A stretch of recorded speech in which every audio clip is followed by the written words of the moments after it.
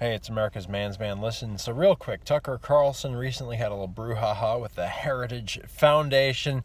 Heritage Foundation has never been a conservative organization. It's just like all these people in the fake news, like Tucker Carlson is accusing, once upon a time the news was unbiased and they just reported it like it is. That's a lie. Since Benjamin Franklin's papers, all the papers were opinionated. All the newspapers pushed a very strident opinion, usually one which, again, turned the people against their own country.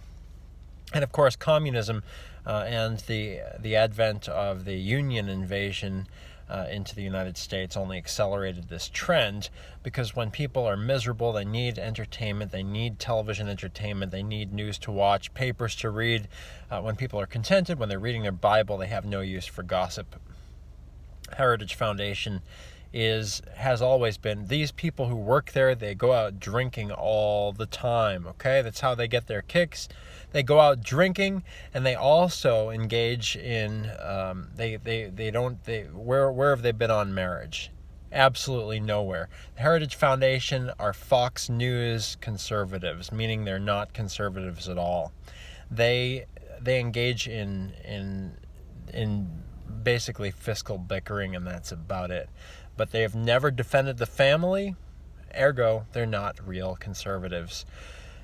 Recently, Tucker Carlson just pointed out some little spat about them not being all there when it comes to defending Americans against Silicon Valley. In fact, Tucker Carlson pointed out, and I haven't investigated it, but I'm sure he's right, the Heritage Foundation has actually sided with Silicon Valley against the American people.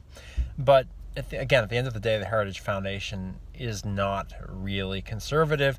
They have always been really boomer conservatives, Gen X conservative. They've been very cynical all the time about everything, and they've fallen under the spell of fake news. They've tried to appease the fake news gods like Walter Cronkite. They've bought lock, stock, and barrel the politically correct agenda, from multiculturalism to guys doing other guys up the ass, and they're afraid to confront on all of these issues. Therefore, the Heritage Foundation is really no Heritage Foundation at all. It is what you call the old school rhino fiscal conservative kind of deal, and it really bears no relationship to the authentic Christian, pro-marriage, pro-family, anti-sodomy roots of this country. For AmericasMansMan.com, you're listening to the one and only Peter Vidala, America's Man's Man.